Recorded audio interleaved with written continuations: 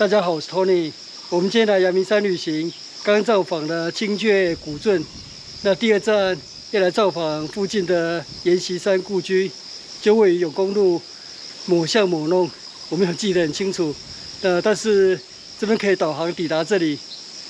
阎锡山故居，现在上午9点半，还有半个小时才开馆。阎锡山故居现在是市定古迹。那阎锡山可能很多年轻人不认识。 但是在民国时代，这是赫赫有名的大人物。他算是民国初年军阀时代，在一个地区掌权最久的军阀。他从辛亥革命成功之后，就掌管山西省，一直到民国38年4月，共军攻下太原市，才结束他长达38年在山西省的统治。所以他可以称得上是山西王。 阎锡山虽然出身军阀，不过在民国15年，蒋介石北伐的时候，他加入国民革命的阵营。后来历经剿匪抗战，那他也曾经担任中华民国的行政院长。民国38年大陆失守，当时蒋介石已经下台了，那代总统李宗仁潜逃赴美，所以当时阎锡山来到台湾的时候。 曾经短暂代理过中华民国总统，直到民国39年3月1日，蒋介石自行宣布复行逝世，那阎锡山才离开这个职务。在民国时代，阎锡山是跟蒋介石算是可以平起平坐的人物。不过来到台湾之后，这些当年的风云人物都被剥夺了实权，所以只能在台湾养老。阎锡山去世之后。 他这栋别墅曾经一度荒废，后来台北市政府将它指定为市定古迹，展开修复。那在2008年台湾开放海峡观光以后，当然很多山西老乡来到台湾，会来造访阎锡山故居，因为阎锡山就是在山西省是一个非常知名的人物，几乎就是山西王。那他当年在山西也非常的有建设。 据说他当时推动的国民小学，就让学童的识字率达到60%到70%，在当时的中国算是非常难得的一个省份。那这些山西老乡来到阎锡山在台湾的故居的时候，都是感慨万千。为什么呢？因为太寒酸了。阎锡山在山西的阎家大院。 有30几个院落，现在也是大陆的算是历史古迹，网络的资料、图片都看得到。比起我们的板桥林家花园，毫不逊色。所以当山西老乡看到阎锡山晚年在阳明山住的是这样的一个别墅的时候，当然以台湾的标准，还算是很不错的别墅了。不过如果要跟阎家大院比起来的话， 那真的是很寒酸。这也是那一代在大陆时期达官贵人晚景的悲哀吧。像白先勇，就是白崇禧的儿子，他写过一本著名的《台北人》。这本书就描述了当时原本是大陆的达官贵人来到台湾那一种落寞的心情。我记得有一篇就写到台北的舞厅。 这些达官贵人就抱怨台北的舞厅，这个舞池的大小比上海百乐门的厕所都还狭小，所以可见这种怎么说呢？这个昔日王谢堂前燕，飞入寻常百姓家，那一种贵族衰败的落寞感。我在等待阎锡山故居开馆的时间，那闲没事，所以在这边做了一个简单的Tony开讲。 因为我也不确定待会进去以后馆内能不能录影，所以就在这边先介绍一下阎锡山的一些历史，让大家认识。我去前面拍一下风景好了。这边马路的视角刚好可以俯瞰台北盆地。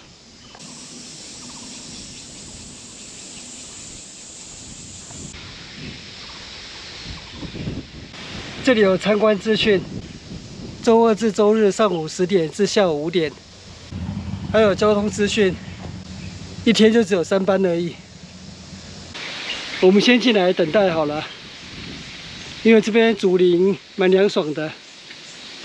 年轻的观众可能没听说过阎锡山这个人物，但是如果去过圆山的话，可能见过那边的太原500完人招魂冢，还有纪念建筑。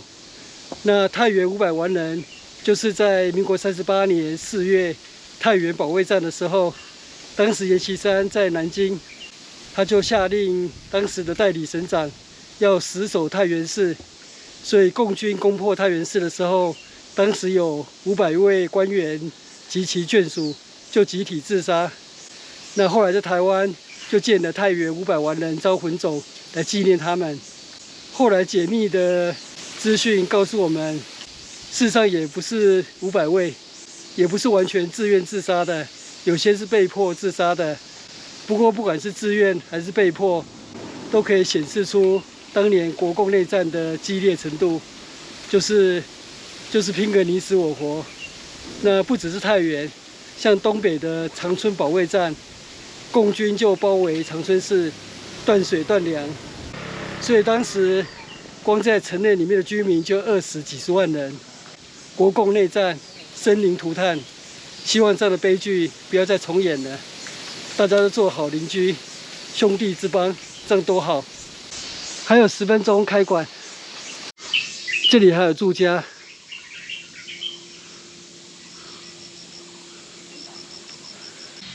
这是阎锡山故居的平面图，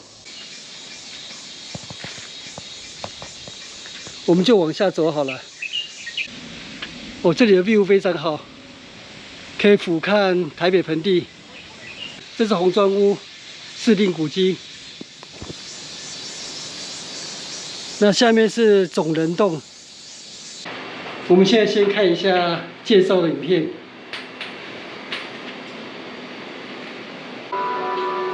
台北阳明山半山腰有个奇特的建筑，它的建造者阎锡山说，这是总能洞。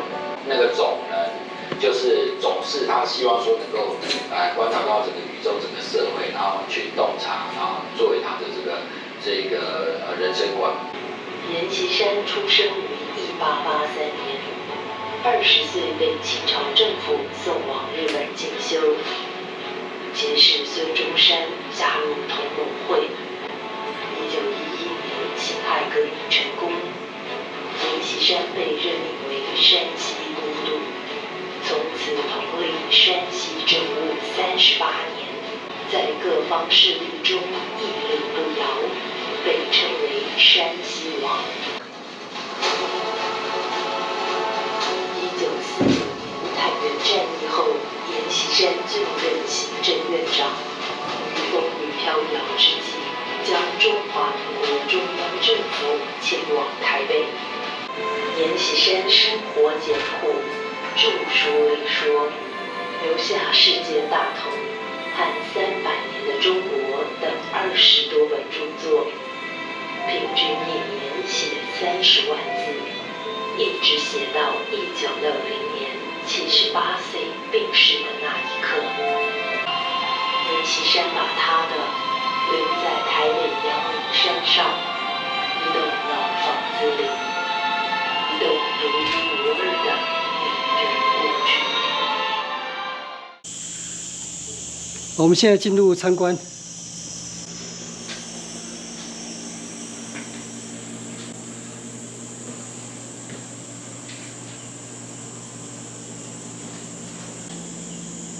这些都是阎锡山的著作。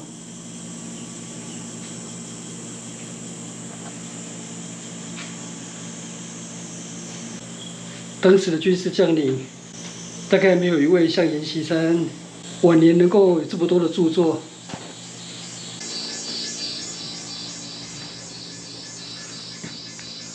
这间红砖屋具有防卫的功能。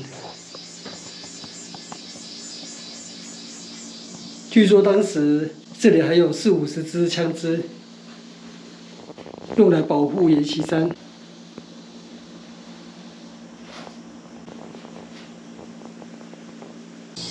这是阎锡山的手稿。阎锡山是住在总能洞，红砖屋只是作为防空洞防御使用。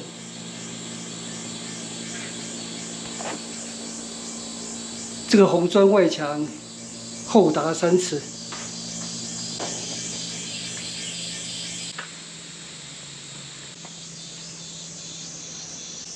这栋建筑就是总能洞，仿山西窑洞式的建筑。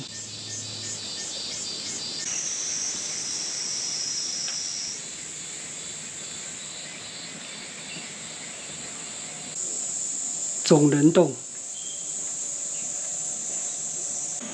这是仿山西窑洞的大门入口。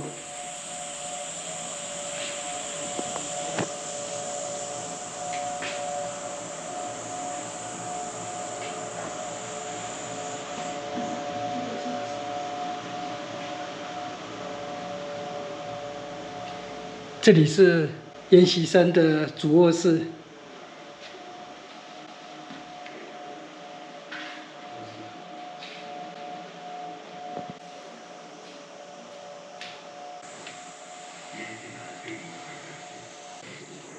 这种房间相通的格局，在台湾比较少见。这是山西那个地方的建筑风格。这间是客房。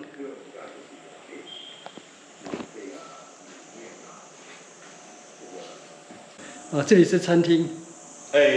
其实最早不是餐厅。这边是书房，这边是餐厅，是当。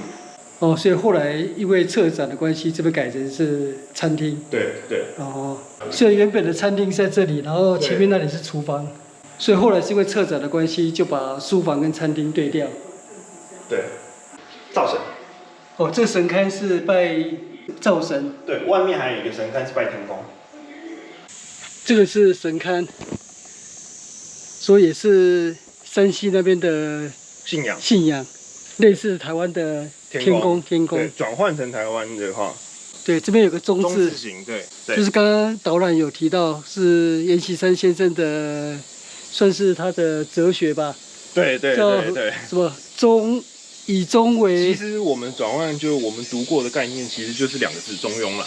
中庸就是只要能够保境安民，不管是跟左合作还是跟右合作都可以。这旧砖块上面要写个陶字，当 sample 给游客看啦，因为不然他都砌在墙里。就是当年民国39年从松山那边的砖厂订了3万 piece， 就是现在的松山砖厂。是早期的炉灶。对。这个是烧炉，里面就是餐厅。阳明山可能冬天比较寒冷，对，这种设计就是山西的窑洞的设计。对。这是废弃的仓库。对，废弃的仓库也还没有整修，因为产权问题，所以没有开放。72到82有这个对碰的游戏，还可以拿好礼来玩玩看。就是翻牌找出两组相同的配对，开始。我答对3组，获得滑鼠垫，感谢。今天赚到了，免费参观阎锡山故居，还有玩游戏拿到滑鼠垫奖品。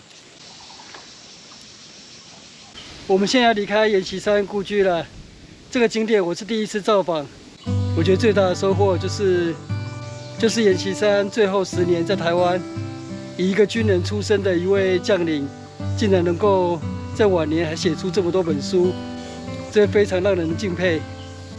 而阎锡山出生于黄土高原，最后落脚于台北盆地的阳明山半山腰，在这边住了10年，所以他的一生也是中国近代史的沧桑的一页。那我们今天的旅行就到这边结束，谢谢收看，我们下次见，拜拜。你的滑鼠垫，这个滑鼠垫 CP 值很高。